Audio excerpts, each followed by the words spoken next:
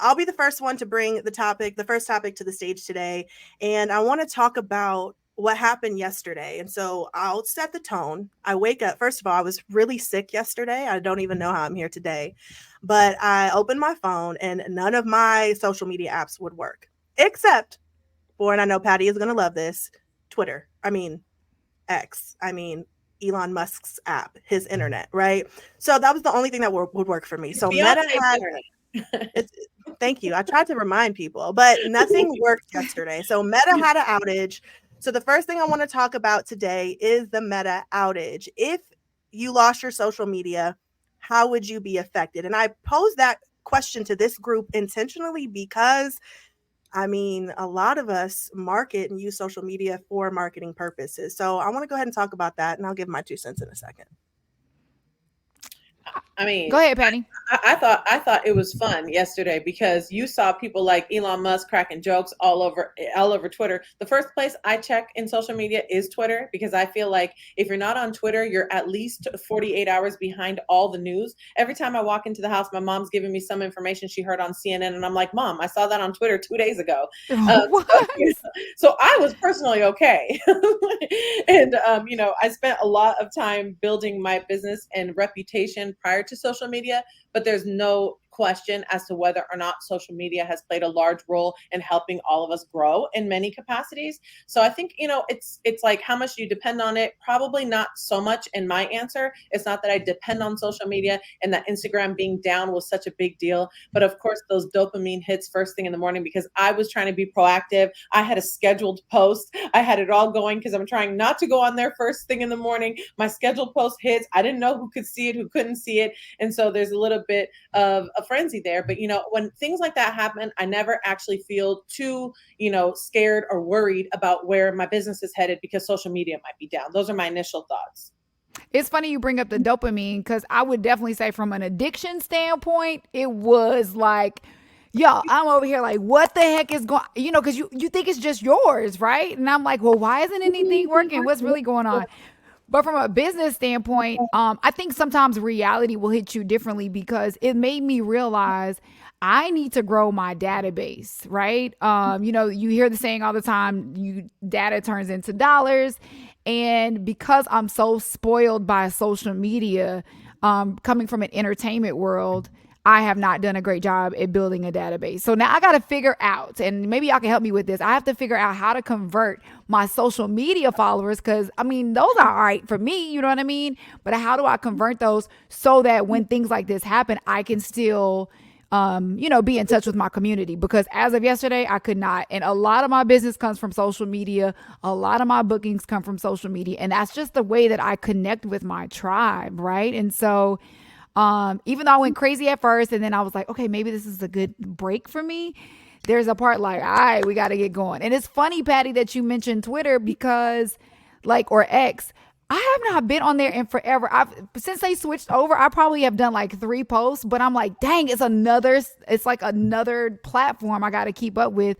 But if you're saying that that's where the juice is, maybe I should do some switching over then. I don't know. I mean, I feel like it's kind of like on Instagram, it's a lot of it started with pictures, right? So, and then now everyone on Instagram, because of TikTok's growth, is saying, oh, people want less curated content. They don't want you to be perfect. They don't want you to post these perfect pictures, right? So you're changing. Well, on Twitter, it was always about the conversation, right? So it's Mm. always about the conversation. So you're connecting with people through your intellect, through your love of art, through your love of literature. It's just a different way of connecting with people. But it's a completely different beast, right? You can explode on Twitter, but it's more like intellectual because you have to be able to articulate yourself well, talk well, be engaging, go engage in posts, kind of similar fundamentals. But news, in terms of real time news, so over the years, anytime something has happened, whether it's a mass shooting, whether it's a voting crisis, whether it was, which actually probably now that I think about it would be what happened, was it in St. Louis? I can't remember at the moment, where we first really saw crime that was taking place by the police that was completely blown up.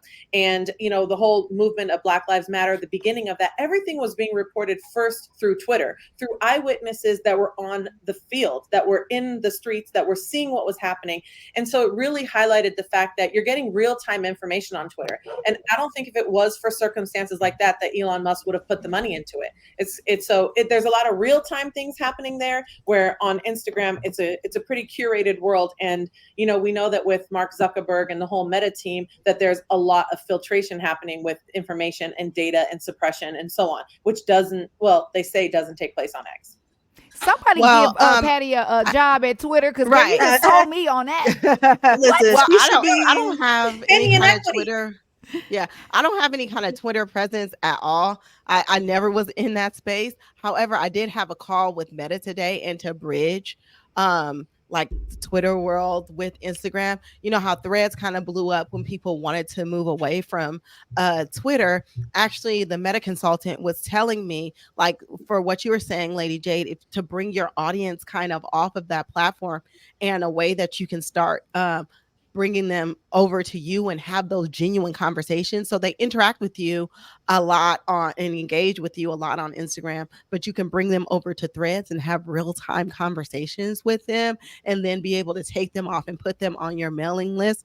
So I thought that was like a perfect conversation. It just happened literally right before I got on this. And he was explaining to me how you can use Threads to do that. And Threads, it's what people are using as an alternative to Twitter, because a lot of people don't want to be on the platform now that it is known as X. But like for me, the outage was crazy, because first of all, I was on my way to work. I was in traffic in the Bay Area, and I was like, let me create a reel real quick. And I was like, really, really happy that I was going to actually have time to create it. And then I couldn't post it because the thing was down. And so, but I was just like, I didn't really care. Well, first of all, I thought my first. Oh, you got muted. Naseema hit her mute button. Sorry.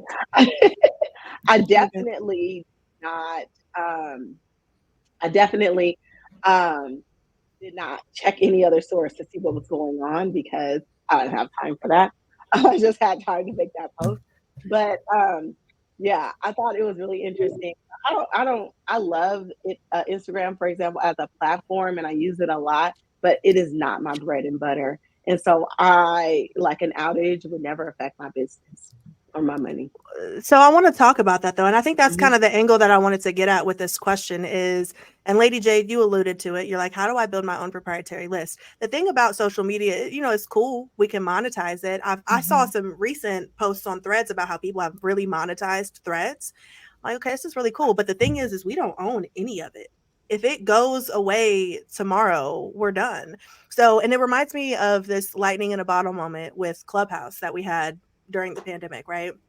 So the pandemic pushed us all to this new platform called Clubhouse, and it was lightning in a bottle. I ended up going viral on there. I've never gone viral on anything in my life. I don't even like social media. I don't even like computers, really, if we're being quite frank. And they have changed their algorithm, or the interface of the platform and the algorithm, and all of the whatever tens of thousands of followers I had gotten in less than a year's time, they're gone now. So now they're trying to make the app a lot more personal. So now you can't even use that when you say, you talk to brands or companies about using your audience or your platform. Luckily, we created a club on there, and that club still has over 70,000 users and members on it. But people don't even use Clubhouse anymore. Right. So if Clubhouse goes away or whatever app goes away, you don't have that. So I think that what's important to take away from this, and we said we were going to be strategic, tactical, we were going to give good advice on here. So if you're listening to this and you are trying to use your social media to market, great. You should always have calls to action to take people off of your social media and put them into your own proprietary database. Period, point blank. I have the smallest social media following out of everybody on this platform, but I'm probably have the biggest business database Yeah. out of everybody on this platform, right? So that would be my advice. An don't have to internet flex. marketer once told You don't have me to flex this. like that. It's a family show. Relax. No, it was no flex, just truth, right? An internet marketer once told me that the organic growth is only going to get you so far, and I'm learning that, right? So anyway, personal Okay, brand over so everything. I because I'm one of those like super. I want to be able to apply it. Give me an example of a call to action, because like take me for example. You know, I do have a huge Instagram following. How do I? What does that call to action look like for me? How do I convert that over? Mm-hmm. It could be something as simple as like a mini chat setup where you ask people to DM you a certain word or DM you their email addresses, a call to action to, get something for free. Or if they're, I think the social media, because everyone, it gives you things in little blips. And I'm not a social media expert. This is what I've learned largely in part from one of my business partners who does everything for women in real estate, but it's always enough to get people interested. And then the call to action is to get any more, you have to give up some information. Right. Sure. And then we take that information and we store that information. Yeah. I mean, you do a lot of charity work, Jade, right? So I feel like, I mean, I've seen you do, I mean, from what I've observed, there's charity work involved. I would even suggest saying, hey, if you had I didn't know this until today when I was trying to set something up on my link tree for this. And that when I go to my link tree, I can see the analytics of how many people are Yes. actually going. So if you go link in bio, I didn't know Mm-hmm. that until today. So I was thinking, if Yeah. you have a link tree and it's in your bio and you say, hey, I'm going to this event, if you'd like to contribute or hear more about it, boom, shoot me, sign up here. And one capture page, because if you build an email base, Kalani forced me to do that. One of the things I always praise Kalani about is that during that time, Clubhouse is the reason why I even have a large Instagram following to begin with. Mm-hmm. And we grew Right. on there while people were listening. They couldn't send you a message, so they would go to your Instagram. And Kalani was able to take what we created there, what she created there with her own, following, and the energy that we all created through that app. And she was able to build a community completely outside of that app. So she forced me to do the same thing with my webinar, The Truth Behind the Headlines. Now I have a newsletter that goes out every week to over 12,000 people, and almost 6,000 people a week are opening those emails. And I just did my analytics yesterday and really could not believe after what the spike to the activity in my website after my last webinar. So if Instagram went down, I'm good. My business is still going to keep going. That's good. No, I appreciate the insight. I know this is going to sound crazy, and this is not like woe is me, and this is not like low self-esteem or anything like that.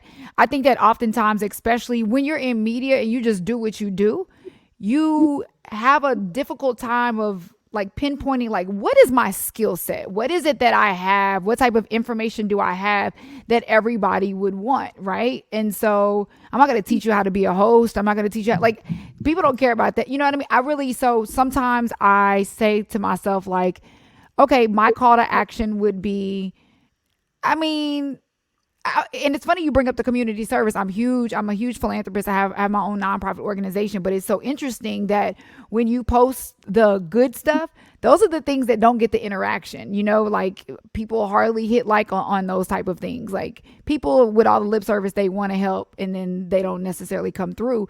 So I'm trying to figure out like, what is it that I have that would make people want to connect. So, but I love like the feedback that you guys are giving is great. And how you guys are using your expertise, you know what I mean? It's just I think we all have to find our niche. That's the big thing. It's like what is the niche? But we gonna figure that out. Well, I got ideas, girl. I have ideas call too. me later, girl. We can Okay. brainstorm some ideas.